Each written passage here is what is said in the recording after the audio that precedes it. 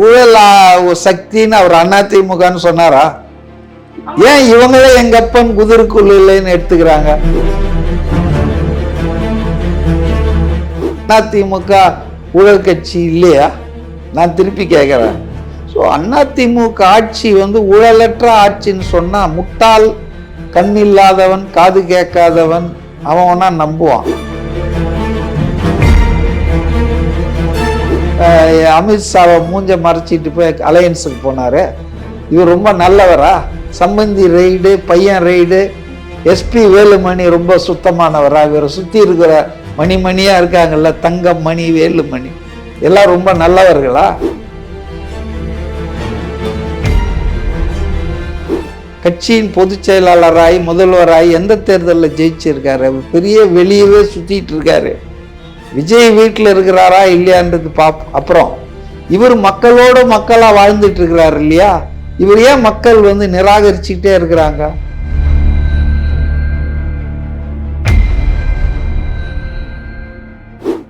எதுக்கு இவருக்கு 10 தோல்வி பழனிசாமின்னு வந்தது? இப்ப 11வது தோல்வி பழனிசாமின்னு வரப்போகுது. அதனால பாஜகவை மற்றவர்கள் எல்லாம் சொல்லலாம், திமுகவுக்கோ அதிமுகவுக்கோ எந்த அருகதையும் யோக்கியதும் கிடையாது.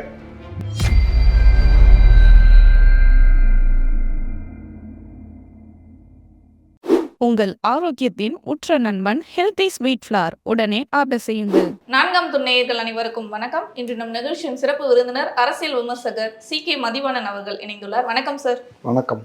விஜய் அவர்கள் அதிமுக அவர் எங்கேயுமே விமர்சிச்சது இல்லை இது நாள் வரைக்கும். இப்ப தொடர்ந்து ஒரு 2-3 நிகழ்ச்சியில பாத்தீங்கன்னா அதிமுகவை கடுமையா சாடுறாரு. ஓப்பனா ஊழல் கட்சி அப்படின்ற பேர் கடுமையாலாம் ஒன்னும் சாடலைங்க.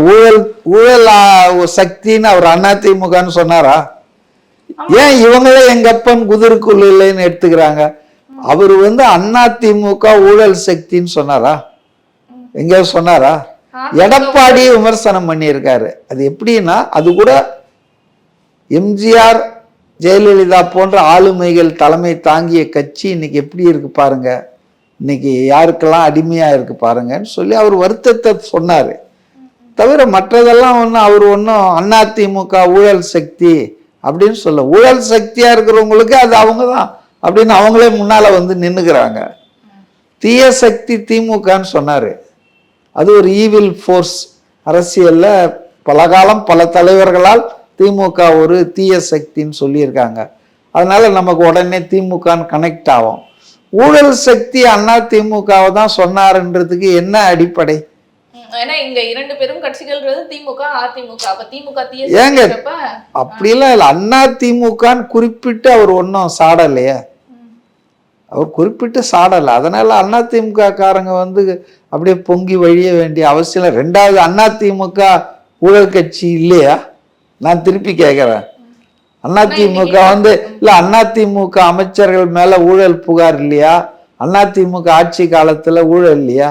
விஜய் பாஸ்கர் வீட்டுல ரெய்டு நடந்தப்போ காய்த்தெல்லாம் வாயில போட்டு மென்னு சாப்பிட்டாங்களே, எதுக்காக சீஃப் செக்ரட்டரி ரூம்ல எல்லாம் செக்ரட்டரியேட்ல ரெய்டு பண்ணாங்க? ஸோ அதிமுக ஆட்சி ஊழலற்ற ஆட்சின்னு சொன்னா முட்டாள், கண் இல்லாதவன், காது கேட்காதவன் அவன் வேணா நம்புவான். 6 அறிவு இருக்கிற தமிழ்நாட்டுல வாக்காளர் யாரும் நம்ப மாட்டாங்க. ஒரு அமைச்சரே இங்க இருக்காரே சார், செங்கோட்டையன் அவர்கள் இருக்காருன்னு எடப்பாடி அவர்களே சுட்டி சொல்லியிருக்காரு. ஆமா, செங்கோட்டையன் இருக்கிறாரு. இப்போ ஒரு ஆட்சி, இப்ப திமுக ஆட்சியில எல்லாரும் ஊழல்வாதின்னு நான் சொல்ல மாட்டேன். இப்போ இவர் இருக்காரு இல்லையா, நம்ம ஐடி மினிஸ்டர் பழனிவேல் தியாகராஜன், அவர் சுத்தமான ஆளு, டேலண்டடான ஆளு. ஆனா அவர் ஊழல் நடக்குதுன்றத சொன்னாரு டாஸ்மாக்லன்றதுக்காக அவரை ஃபைனான்ஸ் மினிஸ்ட்ரியிலேருந்து தூக்கி ஒன்றும் இல்லாத ஐடி மினிஸ்ட்ரிக்கு திமுகவில் அடித்தாங்க. ஸோ திமுகவில் எல்லாருமே ஊழல்னு நம்ம சொல்லலையே. 1-2 பேர் இருக்கலாம், நல்லவர்களும் இருக்கலாம். ஆனால் பெரும்பான்மையானவர்கள் ஊழல்வாதிகளாக இருப்பதால அதை ஊழல் அரசு, ஊழல் கட்சின்னு சொல்கிறோம். அதுபோல தான் அதிமுகலையும் செங்கோட்டையன் மாதிரி ஒரு சில பேர் நல்ல ஆட்கள் இருக்கலாம். எல்லாரும் மோசம் இல்லை, எல்லாரும் செந்தில் பாலாஜி இல்லை, எல்லாரும் ஏவா வேலு இல்லை, எல்லாரும் ரகுபதி இல்லை. அங்கிருந்து நேரம் எல்லாரும் டிஎம்கேக்கு வந்துட்டாங்க. அதிமுக இருந்தா தீயவர்கள், லஞ்ச ஊழல் பேர் வழிகள், திமுக வந்துட்டா தூயவர்கள் தியாகிகள்னு வரு ஸ்டாலின். ஸோ அதனால வந்துங்க எல்லா கட்சியிலையுமே வந்து ஊழல்வாதிகள் 100% இருப்பாங்கன்னு சொல்ல முடியாது. செங்கோட்டையன் மேல என்ன ஊழல் குற்றச்சாட்டு? கருணாநிதி அரசு கொண்டு வந்தது, அது அரசியல் காழ்ப்புணர்ச்சி. அதுல வந்து ஹைகோர்ட்டு சுப்ரீம் கோர்ட் வரைக்கும் போய் அது நிக்கலையே. அவருக்கு வந்து அவர் மேல சாட்டப்பட்ட குற்றச்சாட்டுகள் நிரூபிக்கப்படலையே. கோர்ட்டே வந்து அவர் நிரபராதின்னு சொல்லிடுச்சா. அப்புறம் வந்து எடப்பாடிக்கு என்ன இப்ப சொல்றாரு? ஆனா எடப்பாடி அவர்கள் இதான் சொல்றாரு, நீங்க யார கூட வச்சுக்கிட்டு இதை பேசுறீங்கன்னு தெரியுதா அப்படின்ற மாதிரியான ஏங்க இவர் ஏங்க வந்து பாஜகவோட கூட்டணி இல்லைன்னு சொல்லிட்டு போன ஒரு 5 கார் ஏறி அமித்ஷாவை மூஞ்ச மறைச்சிட்டு போய் அலையன்ஸுக்கு போனாரு? இவர் ரொம்ப நல்லவரா? சம்பந்தி ரெய்டு, பையன் ரெய்டு, எஸ்பி வேலுமணி ரொம்ப சுத்தமானவரா? இவரை சுத்தி இருக்கிற மணிமணியா இருக்காங்கல்ல, தங்கம், மணி, வேலுமணி எல்லாம் ரொம்ப நல்லவர்களா? அதிமுக ஆட்சி ரொம்ப நல்லாட்சி கொடுத்ததா? பாருங்க, அதெல்லாம் மக்களுக்கு நல்லா தெரியுங்க. ஊழல்ல 2 பேருமே ஒருத்தருக்கு ஒருத்தர் சளைக்காதவர்கள், திமுக அதிமுக. அதனாலதான் பாருங்க, இங்க இருந்து 8 பேர் போனா அங்க நல்லா தானே இருக்காங்க. பெரிய வித்தியாசம் இல்லை. திமுக அதிமுக ஆன்ற ஒரு எழுத்து இருக்கு, புரியுதுங்களா? இல்லைன்னா வேற என்ன வித்தியாசம்? ஏவா வேலு, முத்துசாமி, ஈரோடு முத்துசாமி, கண்ணப்பன், செந்தில் பாலாஜி, இப்ப மந்திரியால சேகர் பாபு, எப்படி இங்க இருந்து அப்படியே அங்க போய் அவங்களால ஹட் ஹோம் மாதிரி இருக்காங்க? காரணம் 2க்கும் பெரிய வித்தியாசம் இல்லைங்க. அதனால ஊழல் நாங்க செய்யல அப்படின்னு சொல்லி பழனிசாமி சொல்றாருன்னா அவர் தமிழ்நாட்டு மக்கள் மடையர்கள், அவங்களுக்கு ஒன்றும் தெரியாதுன்னு நினைச்சுன்னு பேசுறாருன்னு தான் நான் நினைக்கிறேன். ஆனா இவருக்கு வந்து நாட்டுல என்ன நடக்குது அப்படின்றதே தெரியல. கொஞ்சம் வீட்டை விட்டு வெளியே வந்து பாருங்க, அப்பதான் வந்து அரசியல் கட்சினா என்ன, யார் கூட கூட்டணி வச்சிருக்காங்க அப்படின்றதே உங்களுக்கு புரியும் அப்படின்ற மாதிரி சொல்றாரு சார். ஆமா ஆமா, அவர் பெரிய அரசியல் ஞானி. அதனாலதான் 10 தேர்தலில் தோத்துட்டு இருக்கிறாரு.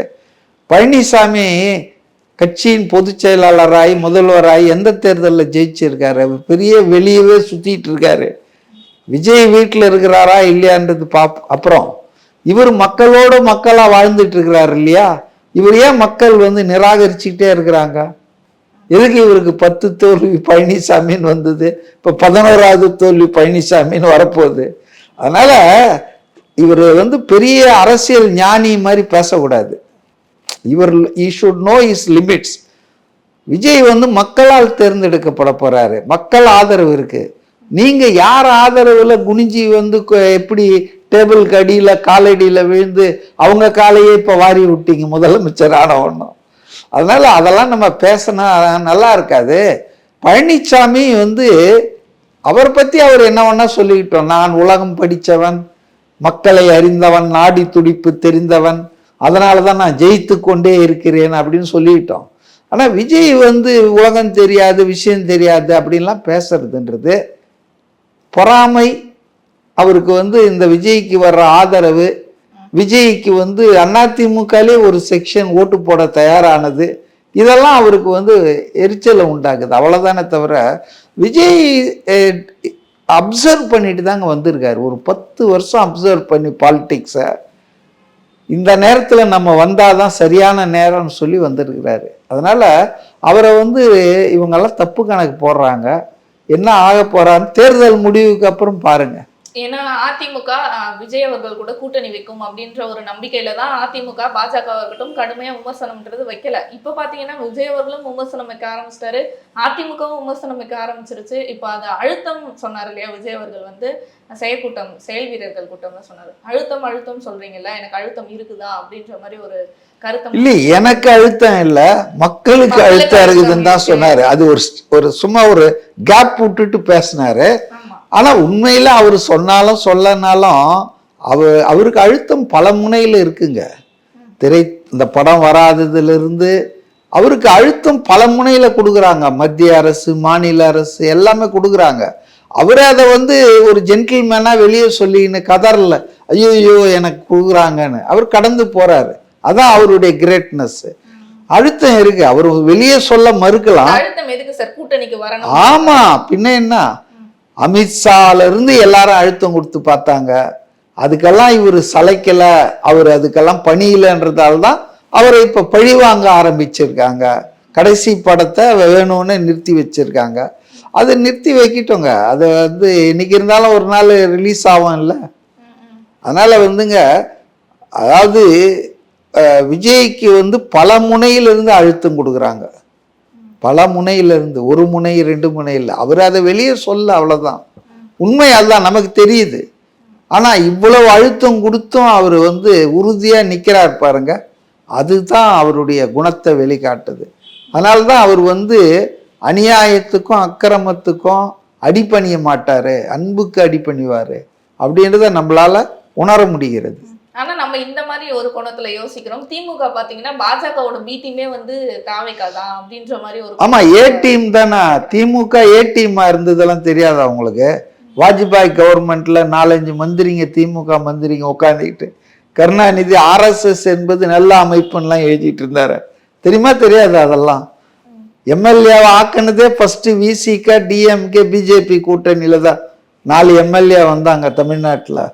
அதனால பாஜகவை மற்றவர்கள்லாம் சொல்லலாம், திமுகவுக்கோ அதிமுகவுக்கோ எந்த அருகதையும் யோக்கியதும் கிடையாது பாஜக பி டீம் சி டீம் பேசுறது. ஏன்னா இவங்களே பாஜகவுடைய டீம்ஸ் தான். இன்னைக்கும் திமுகவுக்கு வந்து கள்ள உறவுகள் பாஜக தலைவர்களோடு இருக்குது. இல்லைன்னா பராசக்தி படத்துக்கு எப்படி இவ்வளோ குயிக்கா சென்சார் கொடுத்தாங்க, அப்புறம் அந்த டீமை எடுத்துன்னு போய் மோடி பொங்கல் கொண்டாடுறாரு, மோடியும் ஐஎன்பி மினிஸ்டர் முருகனும் டெல்லியில். அதனால் வந்துங்க திமுக வந்துங்க சந்தர்ப்பத்துக்காக காத்துட்டு இருக்கு. இப்போ நேற்று கூட பாருங்க, பார்லிமெண்ட்ல ராகுல் காந்தி எதிர்கட்சி தலைவரை பேச விடல, எல்லாருமே வந்து கடுமையாக எதிர்ப்பு தெரிவித்தாங்க எதிர்கட்சி உறுப்பினர்கள். சபாநாயகர் கூட 8 எம்பிங்களை வந்து சஸ்பெண்ட் பண்ணியிருக்காரு. அதில் 2 பேர் தமிழ்நாட்டை சார்ந்தவர்கள். ஒன்று காங்கிரஸ் கட்சியின் மாணிக்கம் தாக்கூர், இன்னொன்று மதுரை சிபிஎம் கட்சியை சார்ந்த சு வெங்கடேசன். இப்போ டிஎம்கே ஆளுங்க எங்கே போனாங்க? 25 பேரும் கனிமொழி, டிஆர் பாலு, ஆராசா நான் பாஜக பக்கம் போயிட்டாங்களா? இப்பவே அலையன்ஸ் எங்களுக்கு வேற சிக்கலா இருக்குன்னு.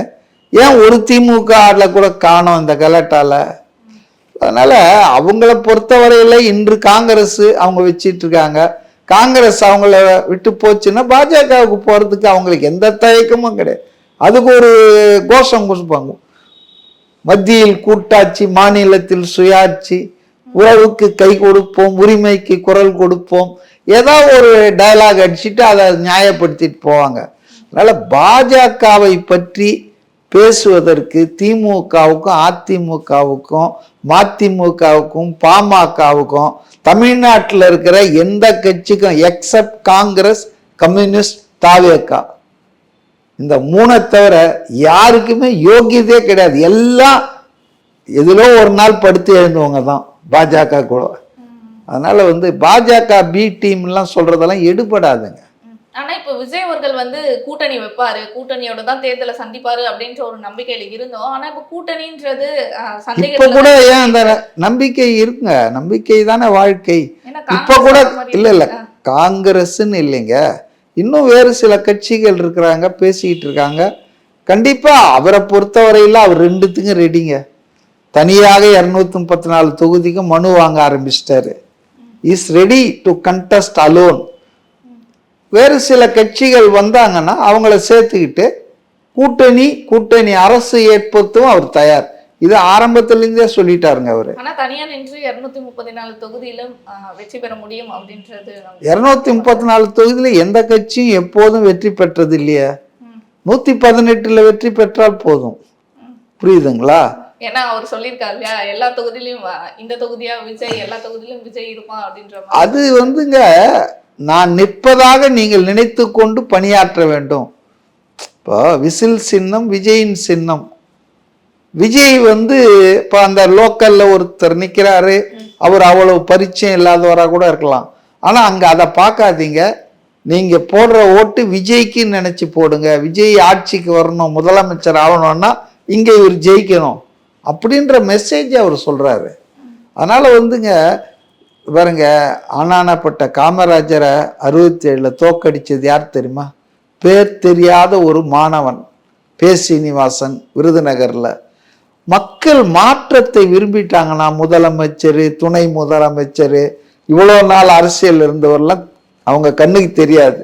இவங்க தோக்கடைக்கணும், இவங்களை ஜெயிக்கணும், இவங்களுக்கு என்ன சின்னம், அவனுக்கு என்ன சின்னம், எந்த சின்னத்துல ஓட்டை குத்தணும், எந்த சின்னத்துக்கு ஓட்டு போடக்கூடாது, எல்லாம் அவங்க water will find its own வேன்வாங்க ஆங்கிலத்துல. தண்ணீர் தன் வழியை தானே வகுத்து கொள்ளும். இப்ப இங்க தண்ணியை ஊத்துனீங்கன்னா இந்த தண்ணி எங்க பள்ளமா இருக்கு அதெல்லாம் பார்த்துட்டு அது பாட்டுன்னு போயிடும். அதுபோல மக்கள் வந்துங்க புத்திசாலிகள். அவங்க இந்த தொகுதியில இவரு தெரியலையே எனக்கு அப்பெல்லாம் பார்க்க மாட்டாங்க. முதலமைச்சரா வரணும், ஆட்சி மாற்றம் வரணும் விஜய் அப்படின்னா அதுக்கு இங்க யாருக்கு ஹெல்ப் பண்ணணுமோ அவங்களுக்கு பண்ணிடுவாங்க. இப்ப வேட்பாளர்கள் சொன்னீங்க இல்லையா சார், அது ஸ்டார் வேட்பாளர்கள் யாராச்சும் இறக்க வாய்ப்பு இருக்கா, இல்ல மாவட்ட செயலாளர்கள் வச்சு அவங்களே வேட்பாளரா சூஸ் பண்ண? அது அந்த கட்சியில இருக்கிறவங்களுக்கு தானமா தெரியும். நான் அந்த கட்சிக்காரன் இல்ல, அந்த கட்சியை நேசிக்கிறவன், ஆதரிக்கிறவன். நியாயமா இருக்குதுன்றதால நாளைக்கு அந்த கட்சி தப்பு பண்ணாங்கன்னா ஆட்சிக்கு வந்த பிறகு அதையும் நான் விமர்சனிப்பேன். இப்போ நம்ம பொறுத்த வரையில நடுநிலையாகத்தான் நம்ம பார்க்கணும். நல்லது செய்தால் ஆதரிக்கிறோம், தவறு செய்தால் எதிர்ப்போம். அதனால இந்த கட்சியினுடைய உள்விவகாரங்கள்லாம் நமக்கு தெரியாது. அவங்க எத்தனை வேட்பாளர் இறக்குறாங்க, எத்தனை தொகுதியில போட்டி போட போறாங்க, 234 போட்டி போடுவாங்களா, விருப்ப மனு வாங்குற எல்லா தொகுதியும் கொடுப்பாங்களா, கூட்டணியை அதுக்கு கொடுக்கணும் இல்லைங்களா? இப்போ நாளைக்கு காலையில் ஒரு காங்கிரஸோட கூட்டணி வருதுன்னா அவங்களுக்கு ஒரு 50-60 சீட் கொடுக்கணும் இல்லை? அதனால இறுதியாக இன்னும் 2-3 வாரம் தான் ஆகுங்க முடிவு தெரியறதுக்கு. ஆனா சிலர்லாம் பாத்தீங்கன்னா எதிர்கட்சிகளா இருக்கவங்க விஜய் அவர்கள் அவர் நிக்கிற தொகுதியிலே வெற்றி பெறுவது ரொம்ப கஷ்டம் அப்படின்ற மாதிரி சொல்றாங்களே. அப்புறம் ஏன் இப்படி கலங்கிட்டு இருக்காங்க? பேசாம அவங்கவுங்க வேலையை பார்க்கலாம் இல்ல? 1.5 வருஷத்துக்கு முன்னாலே எலெக்ஷன் வேலையை ஆரம்பிச்சுட்டாங்க. 2 மாசத்துக்கு முன்னாலே தேர்தல் பிரச்சாரத்தை உதயநிதி தொடங்குறாரு. ஏன் அப்படியே பதறாங்க? அவர் தான் அவர் தொகுதியிலேயே ஜெயிக்க மாட்டாரு, அதை வாதத்துக்கு நான் எடுத்துக்கிறேன். ஏன் நீங்க இவ்வளோ பதறீங்க, கதறீங்க? நீங்க சோ கான்ஃபிடென்ட்டா இருக்க வேண்டியது தானே? எதுக்கு பேப்பர்ல டெய்லி விளம்பரம், அரசு பணத்துல எதுக்கு இதெல்லாம் சொல்லிட்டு இருக்கீங்க? நீங்க செஞ்ச ஆட்சி நல்ல ஆட்சியா இருந்தா, செய்தவை மக்களுக்கு நிவாரணம் தந்திருந்தால் குவைட்டா போலாமா? பொங்கல் பரிசு மந்திரிங்க கொடுக்குறாங்களா? 4000 5000 மாநில அரசு கொடுக்குற 3000 விட்டுட்டு இல்லை எதுக்காக கொடுக்குறாங்க? செந்தில் பாலாஜி தீபாவளிக்கு 40,000 பேருக்கு அண்டா குண்டாலாம் கொடுக்குறாரு. ஏன்? If you are so confident of winning on your performance, உங்க நடவடிக்கையில உங்க சாதனையில ஜெயிக்கிறதா இருந்தா கூல் அண்ட் குவைட்டா இருக்கலாமா? விஜய் அப்படிதான் இருக்காரு. அவர் ஒன்றும் பர்டர்ப்டா இல்லை, அவருக்கு ஒன்றும் ஹெவன்ஸ் வில் நாட் ஃபால். உங்களுக்கு தான் ஆட்சியை தொடரணும், பையன்கிட்ட ஆட்சியை கொடுக்கணும், இன்னும் சொத்தை சேர்க்கணும். இது திமுகவுக்கு நெருக்கடி. ஆனால் திமுகவுக்கு ஒன்று தெரிஞ்சுக்கணும், 1971 இன்னும் வரைக்கும் நெவர் டிஎம்கே கெட் ரீஎலெக்டட். ஆட்சியில் இருப்பாங்க, ஜனங்க தூக்கி போட்டுருவாங்க. ஆட்சியில் இருப்பாங்க 5 வருஷம், தூக்கி போட்டுருவாங்க, நிராகரிச்சிருவாங்க. ஆனால் அண்ணா திமுகவுக்கு அந்த நிலைமை வந்ததில்லை. 3 முறை எம்ஜிஆர் இன்னிய ரோ ஜெயிச்சிருக்காரு, ஜெயலலிதா 2 முறை இன்னிய ரோ ஜெயிச்சிருக்காங்க. But never in the history of Tamil Nadu DMK என்னைக்குமே ரீஎலெக்ட் ஆனதே இல்லை. கருணாநிதியாலேயே முடியாதா ஸ்டாலின் பண்ண போறாரு. ஸோ அதனால அவங்களுக்கு தெரியும் தாங்கள் ரீஎலெக்ட் ஆக மாட்டோன்னு. ஆனால் அதுக்காக நாங்கள் தோத்துருவோம்னு சொல்லுவாங்களா? எதிராளி தான் தோத்துருவார்னு சொல்லுவாங்க. அதே மாதிரி தான் ஒரு அமைதியை அது பயம், அதனால அமைதியா இருக்காரு, நமக்கெல்லாம் ரிப்ளை பண்றதுக்கு பயம், பதில் கொடுக்க தெரியல அவருக்கு அப்படின்ற. அவர் கொடுக்குற பதில்லாம் ஊசி மாதிரி குத்துத. தீய சக்தின்றாரு, நான் தூய சக்தின்றாரு. ஒன்றும் வேணாம், நீங்க புரிஞ்சுங்க. அவர் என்ன சொல்றாரு? லஞ்ச ஊழல் இல்லாத நேர்மையான ஆட்சியை நான் தருவேன் அப்படின்னு சொல்றாரு. அப்போ இந்த 2 கட்சிகள், ஆண்ட கட்சிகள் அவருக்கு என்ன பதில் சொல்லணும்? நாங்க கொடுத்துட்டு இருக்கிறையா, நீ என்னையா கொடுக்குற? நாங்களே கொடுத்துட்டு இருக்கிறையா, சொல்லணுமா வேணாமா? ஏன் சொல்லல? த ரீசன் இஸ் ஆப்வியஸ், எல்லாருக்கும் தெரியும். 2 பேருமே லஞ்ச ஊழல் இல்லாத ஆட்சியை கொடுக்கல, லஞ்சம் அப்படியே புறையோடி போயிருக்குது. அதனால என்ன பண்றாங்கன்னா, நீ யோக்கியமா, நீ பிளாக் டிக்கெட் உன் படத்துக்கு விற்கலையா, நீ இன்கம் டேக்ஸ் கட்டினியா? நீங்க என்ன சொல்லணும்? அவர் ஆட்சியில இருந்ததில்ல, அதிகாரத்தில் இருந்ததில்ல. அதனால அவர் போல்டா சொல்றார், தூய்மையான ஆட்சியை நான் கொடுப்பேன், நான் தூய சக்தின்றாரு. நீங்க என்ன சொல்லணும்? நாங்க தாண்டா தூய சக்தின்னு சொல்லணும். சொல்லலாம் இல்ல, சொல்ல நான் எழுத உங்களுக்கு. மாறாக நீ யோக்கியமா, உங்க அப்பா யோக்கியமா, இதான் கேட்டுட்டு இருக்காங்க. So very clear. லஞ்ச லாவண்ய விஷயத்துல அவங்களால ஒண்ணுமே பண்ண முடியாது விஜய. பொறுத்திருந்து பார்ப்போம் சார். பல நிகழ்வுகளை தொடர்ந்து இதே போல் பேசுவோம். நன்றி. ஓகே.